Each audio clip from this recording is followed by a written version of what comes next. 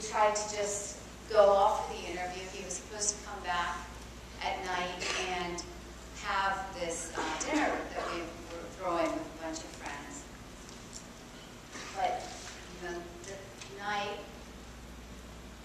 went deeper and deeper into the hours. He was supposed to return by 9 o'clock.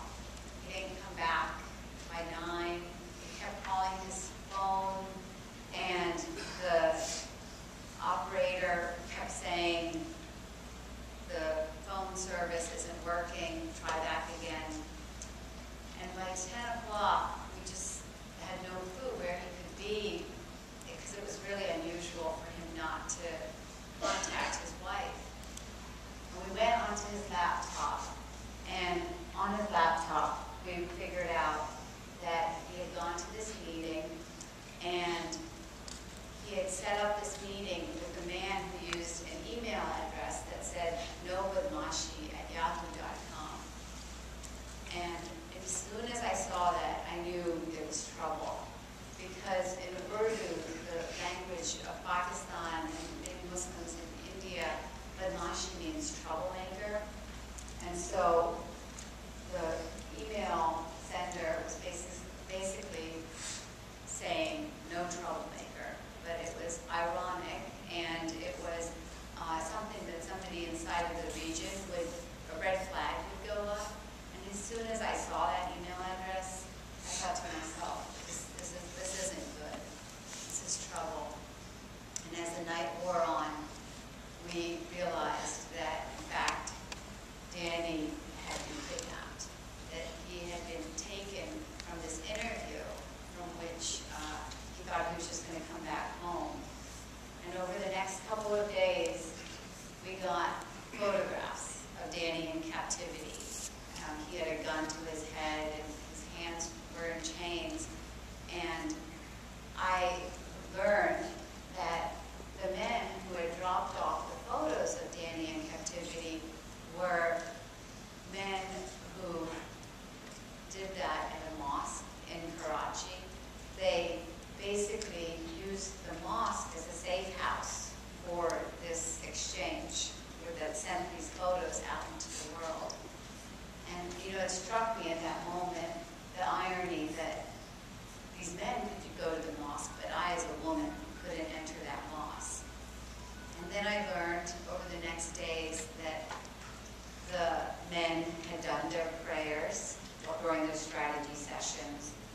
They had invoked religion, persuading other men to get involved in this crime. And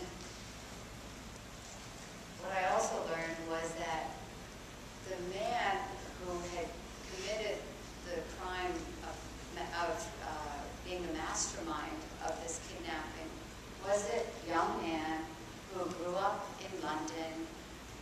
He was Pakistani, and he had joined the militancy in Pakistan, fueled in part by a rage against the West. And he used our religion as justification for this kidnapping and for other crimes that he had plotted.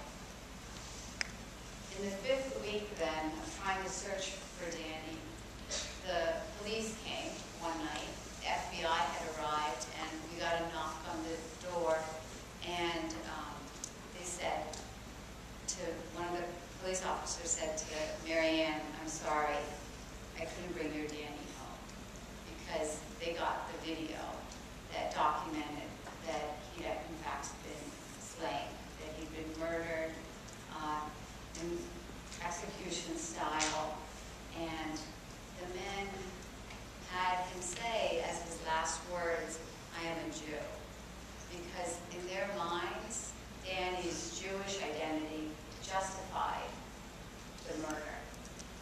And it wasn't the Islam that my parents had taught me since I was a young child, because the Islam that they had taught me was an Islam that had allowed me to be best friends with Danny, that had allowed me to declare proudly to him, that I'd gotten meat of, that allowed me to throw this prom party with him. We played beach volleyball together.